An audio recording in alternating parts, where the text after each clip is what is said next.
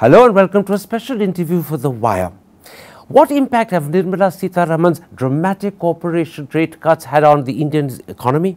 More importantly, what impact will they have on India's troubled automobile sector, which accounts for 7% of GDP, 49% of manufacturing and 15% of GST revenue? And third, what are the further steps that India's top industrialists believe are now necessary? Those are three questions I shall put today to the chairman of India's biggest car manufacturer by far, Maruti, R.C. Bhargava. Mr. Bhargava, let me start by asking you questions. Sure. As chairman of Maruti, a company which has a 47.4% market share of the automobile sector. Now, we all know how the sector has seen steady consecutive declines in sales for the last 10 months, reaching a point in August when sales fell by just over 31%. During that period, how has your company Maruti fared? We have followed the trend of the whole industry. We were all right till the beginning of this year in the sense that we had a small growth. But in 1920, we have also overall declined by something around 22%. Now, according to SIAM, your market share in April was just over 53%. In 5 months, it's gone down by just under 6% to 47.4%. Reuters has reported in August that during this 5-month process, you cut temporary workers and you also put a freeze on new hiring. What other measures were you forced to take? The only other thing you do in this kind of thing is try and cut costs and give as much value to the customers as you can, which translates into more and more discounts. Discounts to the customers. The prices of the cars are brought down. And according to IANS, the discounts that you were offering varied between 40,000 and perhaps just over 1 lakh. Yeah, that's correct.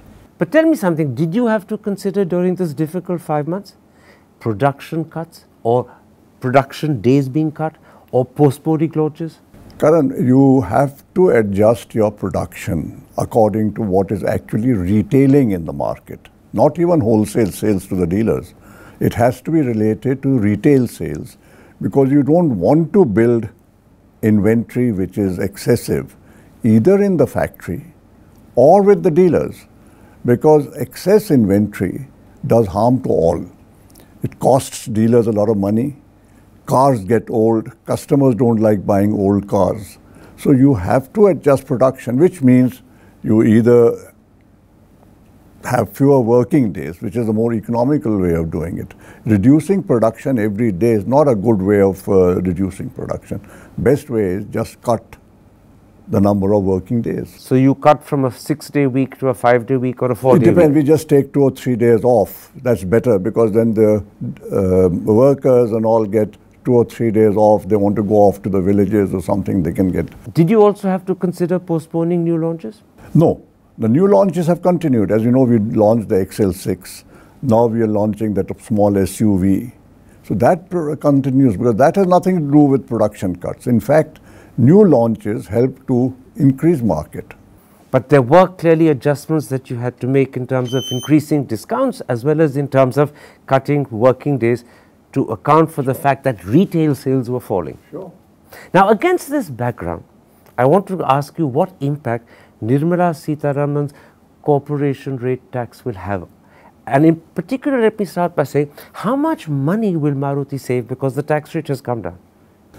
See, this announcement by the finance minister has had various kinds of impacts, all positive. The biggest impact, I think, has been on the sentiment. Industry, either here or abroad, was not expecting that corporate tax rates would be reduced so much. And it's not only the reduction for the existing corporates. What is most significant, and I think has implications for the long term, is that new manufacturing industry has been brought down to 15% plus the 17 with surcharges. 17 with surcharges. Now that's a very, very competitive rate.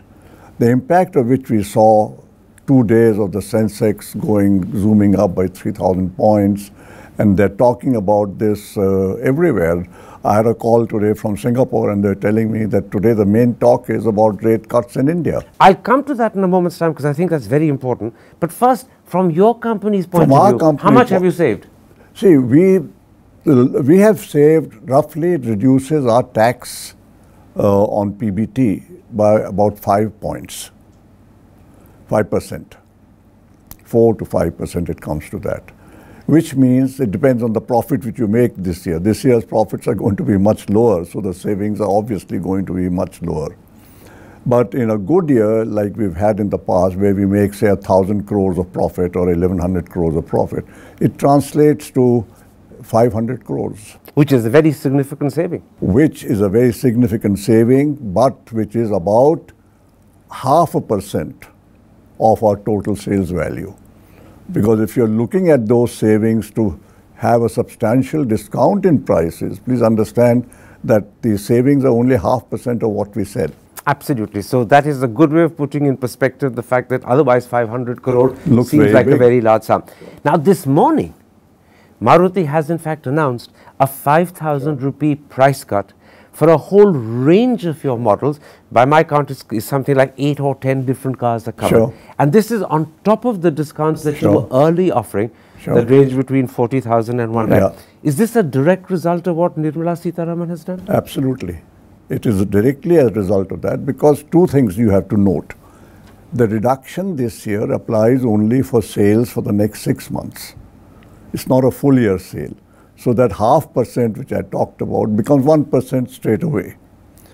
So that's the biggest difference you have. Then the second thing I have is I don't give a discount or a price cut, sorry, I should say, on all the vehicles, because there are still some vehicles. There's at least one vehicle which is on a waiting list.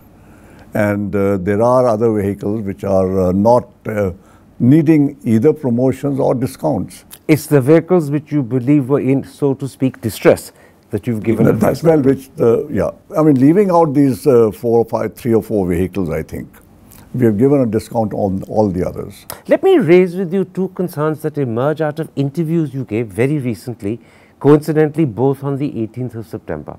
First, speaking to The Hindu, you said one reason why car sales had slowed down is because a large number of states, and I think you mentioned 9 in all, have in fact steeply raised road tax. Absolutely. And the result, you said, was an increase in car prices from somewhere between 5,000 to 57,000. Yeah. And coincidentally, on the same day, the 18th of September, you also gave an interview to Mint, where you said India had imposed European standard regulations in a country where in fact the per capita income was 20 times lower than Europe. Both of these, as you pointed out, have slowed down cars. They've made cars more expensive, and they've made people postpone purchasing decisions. Now my question is a 5,000 rupee price cut sufficient to overcome these 2 problems? No, obviously not. My concern, Karan, for the car industry in the future is exactly these 2 points. Affordability of a car is a major factor in the ability of people to buy cars in large numbers.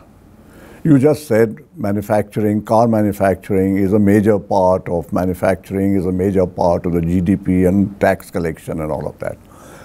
If we are going to get to our target of 25% manufacturing contribution to GDP, it cannot happen, I believe, unless the automobile sector also grows at somewhere near 12 to 15% a year. You know, China had a growth of 13-14% CAG in the car industry when this whole thing changed in China. The difference is that whether it was Europe, or whether it was China, or whether it was Japan, cars did not have all these standards of safety and emission and all which we have today.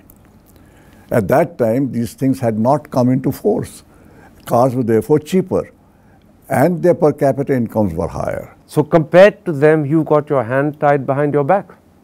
Compared to them, the customer in India is at a much weaker wicket. But then are you also suggesting that if the states want the automobile industry to grow at the necessary 12 to 14% so that manufacturing can become 25% of GDP, they must drop road taxes so that cars are not priced beyond the range of customers to buy? Absolutely. Even if they don't drop, Karan, my suggestion is that instead of imposing this as a one-time cost at the time of buying the car, you calculate the road tax for the life of the car and then take it at the time of buying the car. You're saying spread it out? Exactly. That all these taxes, whether it's road tax, registration fees and all this, insurance, even as Supreme Court has done 3 years at one step, spread it out. And thus make it at least conceptually easier for the purchaser, customer to afford. If that is done now, suddenly the customer will find the prices have gone down by 10, 15, 20,000 rupees. What about the imposition by the government of strict regulation standards? Are you also suggesting that given the nature and need for car manufacturing to grow, the government is imposing standards too quickly? I made this suggestion at the time when these norms were being discussed for being imposed. And without exception, I think, all the media said that the chairman Maruti does not want safety in his cars. Well, after that, I kept quiet. But you've seen the result of what's happened. The biggest drop in car sales, incidentally, is in the entry-level Alto. Sales last month dropped by 50%. Primarily because of this? Yes, just unaffordable. So you're saying a very important thing. You're saying by imposing European standards so very early, the government is not only making it difficult for companies like Maruti to sell because the car is now becoming more expensive than the Indian customer can afford, but you're saying something else as well. You're saying you're retarding the speed with which manufacturing will become 25% of GDP. Sure. You're slowing it down. I believe that. It's a trade-off. It's not clearly a cut and dried solution because you do give up something if you don't impose those standards.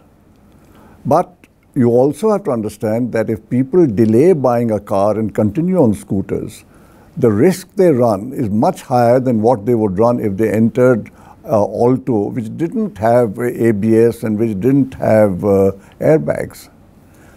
My suggestion, of course, is that you don't have to take these standards or consider these standards for no cars, but at least for the lowest price 2 cars or 3 cars, just give this as an option, not as a compulsion. So you're really asking the government to think very carefully, not just about when they impose European-style standards, but how they impose them and on which cars they impose Exactly. them. Is the government receptive to this thinking? I think he will be, because the customer today doesn't get a choice on anything. He being Mr. Gadkari? He being Mr. Gadkari, when you said he will be? No, the customer. The customer. What about the government? Is the government receptive? I don't think this has been discussed with the government, frankly. So will Maruti take it up? It's being taken up in these discussions like today. And possibly when we go a little bit further, we can discuss this further. The same thing applies to pollution. And now we've gone to BS6, there's no going back. But understand that pollution from cars, and I'm talking cars, is a very, very small number even in the most polluted areas of India, which is Delhi. IIT Kanpur did a survey for the And Delhi government that put it at just 10%. 2%. 2%.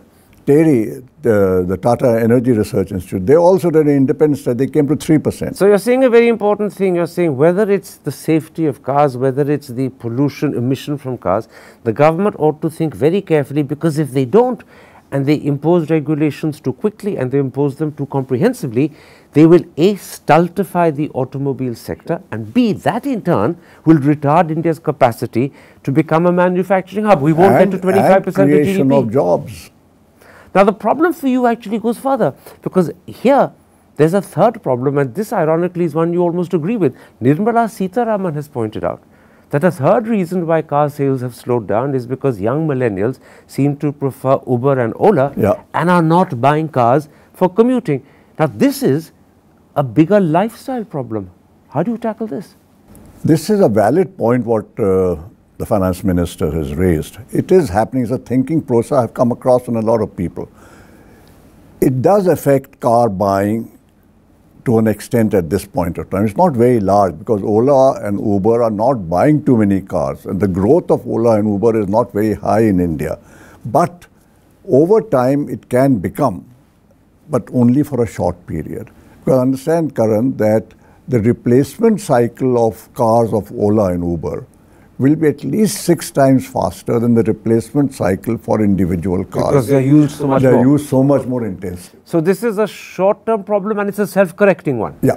So it's not one that it's not a thing. That is why I have never been worried about Olas and Ubers. Now, when the government announced this massive cut in corporate tax, for some people it's almost 10%, it was clearly hoping that it would boost investment. Will that happen in Maruti's case, or will you first want to see demand pick up more substantially? You know, our investment has never been held back for lack of funds. As you know, we have a substantial amount of cash reserves. And we've never had any problem about funding investments. So this doesn't therefore become an important factor for Maruti funding investments, but it will be a major factor for others funding investments. I'll come to others in a moment's time, but I want to ask you one more question about Maruti. What about capacity utilization? For many companies, for many sectors of the economy, it's just about 75%. What is it for Maruti? And is that another constraint on your investment plans for the future? If we leave out these last 4 or 5 months, our capacity utilization has always been more than 100%. We have generally over the years been short of capacity.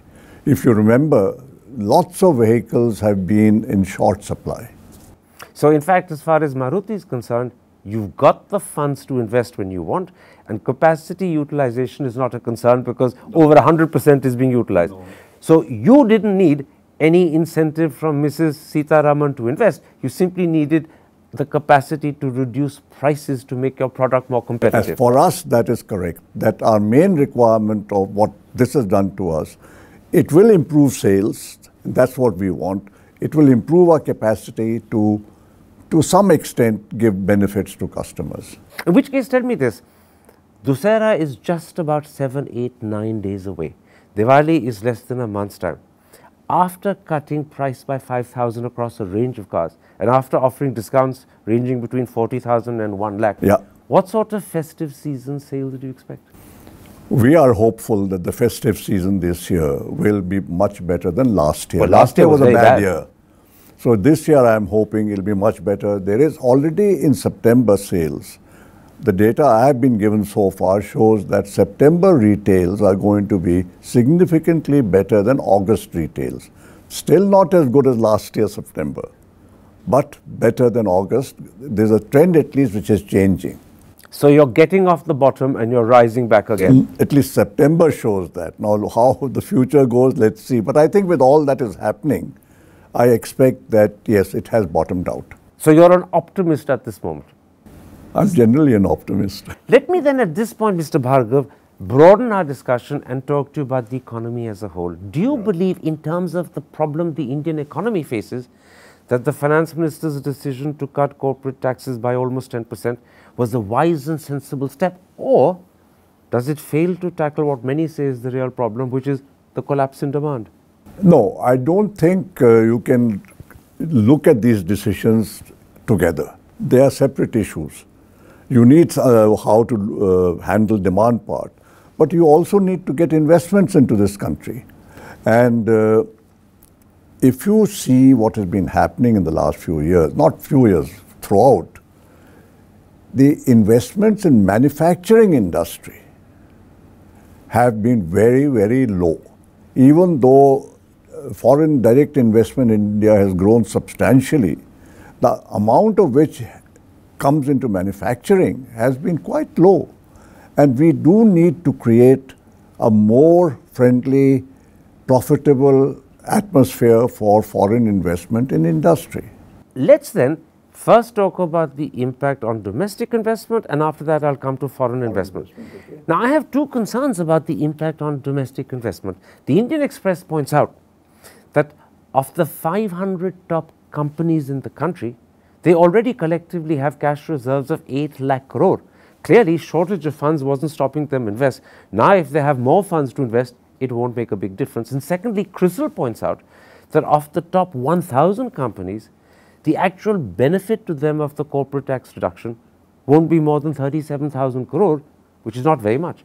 So will this together actually reduce the hoped for impact from this corporate rate tax? Karan, this business of clubbing everybody's savings and saying that we have 85,000 crores of corporate savings doesn't make sense. We have 35,000 crores of resources. Reliance has a huge amount. If you add up what Reliance we have and possibly Infosys, you'll come to 85,000 crores. It leaves all the other companies with nothing. Most companies in India do not have adequate investment resources. This business of, it's like saying that you can cross a river because the average depth of the river is only 4 feet. I understand your point. Therefore, most companies will actually need the extra cash Absolutely. Mrs. Sitharaman's made available. Absolutely. What about the fact that the overall saving for the top 1,000 is just 37,000 crore? I'm not sure of these figures, but I'm quoting Crystal. it depends on who's saving how much, because people were on MAT. They have an option to go to a lower tax rate and give up MAT. And the problem with Indian industry is that most of these people have never had enough internal resources to invest in R&D, to invest in modernization, to invest in capacity. Now they do. At least they'll be much better off in that sense. What about another concern? People say that this will mean a loss of something like 1.45 lakh crore, which means the fiscal deficit will rise and business standard, as a newspaper estimates, it will go up to 4%. In turn, that will mean more borrowing by the government, squeezing out the private sector, pushing up interest rates. Does that worry you? No, because I think this assumes a very static view of the economy. I think what you have to take into note is that government revenues can also go up through growth of the economy. It can go up through better compliance. It can go up, increase by government resorting to a higher sale of assets of various kinds. There are means of increasing revenues also, which hopefully government will look at.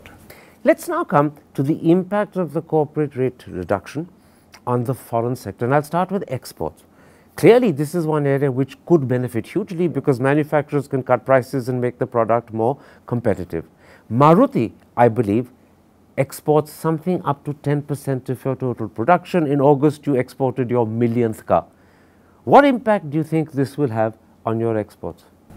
You know, again, as far as Maruti is not a typical company for all of this. And I don't think that you should look at this in terms of existing Indian companies. What is important to me is that if you really want to become a big exporter of manufactured products, you need to get a lot more foreign companies to invest in India in manufacturing, and with an eye on exporting a substantial part of what they manufacture outside. This is where the reduction in corporate tax to 17% comes in. Exactly. Now, clearly the government is hoping that reducing corporate tax to 17% for companies incorporated after this October will induce many investors leaving China to opt for India. Absolutely. At the moment, they've been going to Vietnam and Bangladesh Absolutely. instead. Do you think that will really happen, or do you think they'll be put off by two things: India's notorious red tape and the hassle that most people believe happens when you have to deal with state governments? See, no one step ever leads to the final result. And along with the tax cut, you have to do all the other things to make India a more friendly place to do business. What Mr. Modi has been trying to do in making India a easier place to do business, the results are there. But you're right, the state governments, I think, are the key factor in this business, because most of the costs of manufacturing or the delays in manufacturing or the hassles in manufacturing come from the state governments. Some state governments, at least hopefully, will understand what is required and will make their states more friendly for manufacturing. Most state governments, possibly as many as 17 or 18, are actually ruled by the BJP or in an alliance with the BJP. Surely those are state governments Mr. Modi can speak to directly and say, end the hassle, end the problem. You know, yeah, he can, but it's not happened fully in that way. But in a sense, it's also happening because this 9 states which raised the road tax, I think 1 or 2 only are BJP states. And I talked to one of the chief ministers the other day. He's agreed to relook at this whole thing. Maybe if one has, and I think that's where probably industry is lacking, if we had more communication with the state chief ministers. In other words, industrialists like you, perhaps in groups rather than individually, need to approach more individual chief ministers. You know, these collective things become like trade union meetings. It's better if there is a one-to-one discussion with the chief minister or the secretary of the finance ministry or the chief secretary and explain to him what is happening and why the state is losing out with this. They're losing out on employment, they're losing out on revenue. Both. And further investments, the growth of the future is being jeopardized. Let's then come to what are the other critical steps Mr. Modi's government needs to take. And let's first take up GST. Now, I know you've gone on record to say you're not in favor of a temporary GST cut. Sure. But the truth is that cars pay GST at a 28% rate, and several, because they're considered luxury, with the cess added on, go up to 50%. Looking down the road into the medium and long term, do you think the GST rate in cars must come down, or do you accept the Arun Jaitley argument that you can't tax Hawaii chappals and a Mercedes at the same rate?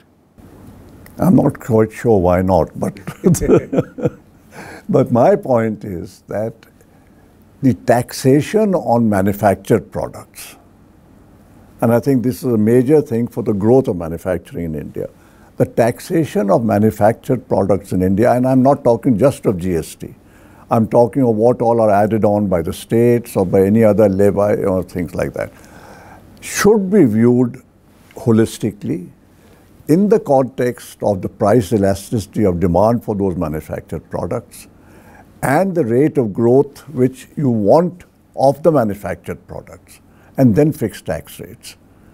I don't think we do that in India. I don't think we look at price elasticity at all while fixing taxes. This concept of a sin good or a luxury good is a hangover of the old socialist regime. It is a regime or a system which did not deliver results. And if you want the results of manufacturing to happen, you have to look at the ability of people to buy, which is price elasticity of demand. In which case, what do you think would be the suitable or ideal rate of tax? I have no idea. I think this is something which the economic advisors sitting in the finance ministry and in the commerce and industry ministry and all, they should get together and work on this. But clearly 28% is too much. Probably. I think the cost of a car in India, the total tax on a car in India is too high to enable this industry to grow at 15. You know, when you say too much, you have to relate it to the rate of growth which you want. If you want a car industry to grow at 5% a year or 4% a year, this is probably okay.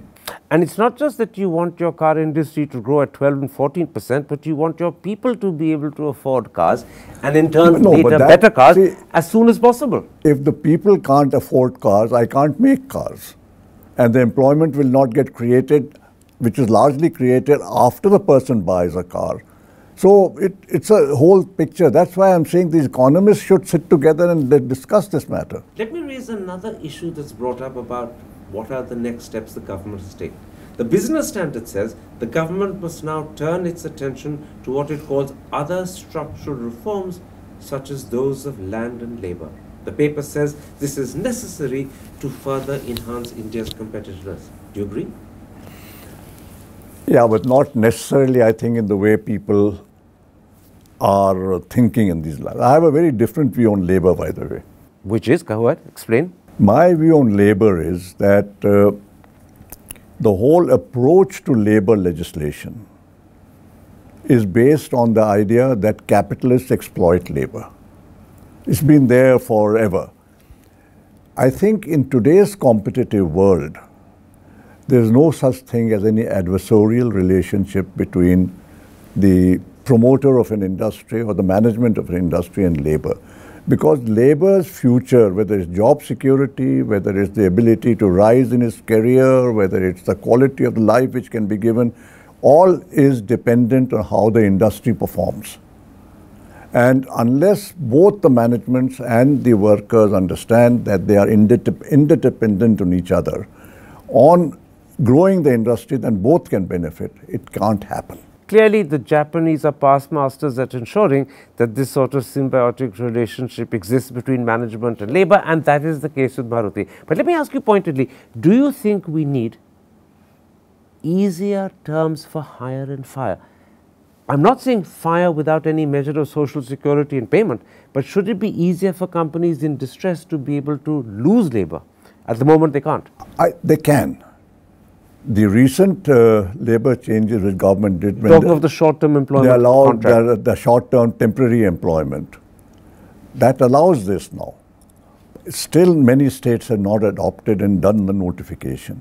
But it does allow, and we have adopted this system in one of our factories now. You hire temporary labor, you hire them in the same manner as you hire regular labor. No difference. I mean, and so they can become permanent. If production goes down, the person who came in last gets laid off. If production goes up, that fellow comes back. As vacancies grow in your overall cadre, you fix a percentage of what will be permanent workers, what will be temporary workers. These temporary workers keep becoming permanent. So if I understand you correctly, the existence of the short-term, fixed-term employment contract means that you no longer need hire and fire. You don't need hire and fire. I don't think we need this whole system of contract labor, where a contractor produces the labor for the factory. I think this is a very detrimental system for industrial production. So you're very happy as chairman of Maruti with the fixed-term contract system? Yeah, but I think this needs still some further improvements. But the lines on which the government has gone, I think, is very correct. What about easing land and land regulations? This is something Mr. Modi attempted, but after 3 aborted attempts gave up. See, this is a highly political issue, the land issue. Industry does need land. That's clear. The problem is that when people get displaced from the land, people who have been cultivating this land or doing something else with this land, how do you deal with the social problem of the displaced people? And India is a country which has a lot of pressure on land. The Congress government chose to deal with it by paying something like 4 times. Was that too much? Did it put off industry? You know, I don't know what is the correct figure to pay, but I think it has to be a bigger package for the displaced person. In addition to the compensation, I think the persons there, at least one member from each family, should be trained and made fit for employment in the factories there. Has land acquisition been a problem for Maruti? No. Well, in a sense, it's been a problem because we got land from the only place where we got land was Manesar, and where the land was actually earlier acquired by the Haryana authorities. We had a huge problem there because from the price at which they gave us the land and ultimately what we had to pay, there's a difference of almost 1,000 crores. But thereafter, have you had problems? You're setting up plants in Gujarat and elsewhere? Gujarat, again, it's government land. We are acquiring land in another site where the acquisition proceeding is taking time. But cost hasn't deterred you? Cost is not too bad yet. We're coming, Mr. Bhargava, to the end of this interview. Reflect for me, as one of India's top industrialists, on the manner in which Mr. Modi and his finance ministers have handled the economy since 2014. See, Karan, my belief is that the objectives of development of both industry and with social justice and an equitable society have remained unchanged in India. And in our context of poverty and one man, one vote, there is no option to this choice. We have failed to achieve this objective. One factor is that we have tried to achieve this by having a single set of policies and laws which will promote industry and promote social justice. And that's impossible. I think that's impossible. It's not happened anywhere in the world. It's not happened in India. It will not happen. That needs change. Mr. Modi is doing it to an extent because he is now trying to get this social equity business by giving direct benefits to the poor people, whether it's gas cylinders or whether it's electricity or whether it's direct transfer of benefits or subsidies, and whether it's, he has done water supply, toilets, things like that. So without affecting the industrial policy, he's doing this. But I don't think you will get industrial growth if you keep saying that we must have manufacturing which is labor intensive. We must have public sector to do manufacturing under the existing system of public sector. There needs to be rethinking and radical thinking on the industrial side of this divide. How to create the most competitive manufacturing systems in India, I think that requires a total rethink. Many people say that one of the problems that this government has faced is that because of fear of being branded a soot boot ki sarkar, they've put structural reforms on the back burner. It is certainly an issue which has come up more than once, and to what extent it has affected the government's policy making, I can't say. But I think all political parties in India need to realize that without industrialization, and it is a Congress policy to industrialize, by the way, it is not Mr. Modi's policy to industrialize India. You cannot industrialize India, and you've shown that it can't be industrialized by having just public sector. The public sector method of industrialization has failed in India, has failed in Russia, has failed everywhere. The reason I brought up whether Soot Boot ki Sarkar had actually put the fear of life into this government is that if you look back, the 3 attempts he made to undo the Congress land acquisition laws stopped shortly after Rahul Gandhi began saying but that's not the only area of Soot Boot ki Sarkar. Governments and industrialists need to have confidence in each other if they're going to grow. You know, like Japan Incorporated. Which means how you treat them is very important. And these tax rates send the wrong message. No, it requires that the industrialists now change their behavior patterns, comply with laws, don't evade taxes, cut down obscene salaries and kind of living which arises with that. You're putting a very important onus on industrialists. Sure. Normally in conversations, people say the tax rates are the problem. You're saying they may be, but industrialists must change. If we want to industrialize in India, I would say government's role is not more than 25%. 75% of the role is with industrialists. And they must ensure that they lead lives that are appropriate for a country like India, and obscene salaries, your phrase, must stop. Sure. One other thing, looking back on these 5 years under Mr. Modi, do you think demonetisation was a mistake? And I ask that particularly when you look at the impact it had on liquidity and the impact on employment in the unorganized sector.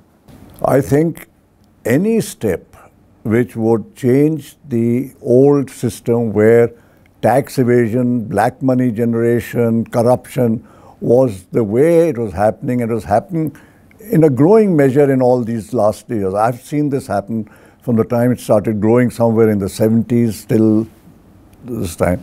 And no government made an effort to cut this down. You think demonetisation, therefore, was the correct step? Was certainly one of the requirements which created the right kind of sentiment, let's say, about this matter. It may have created the right awareness and sentiment about black money, but did it have a disproportionate adverse effect on liquidity, which affects the unorganized sector and employment?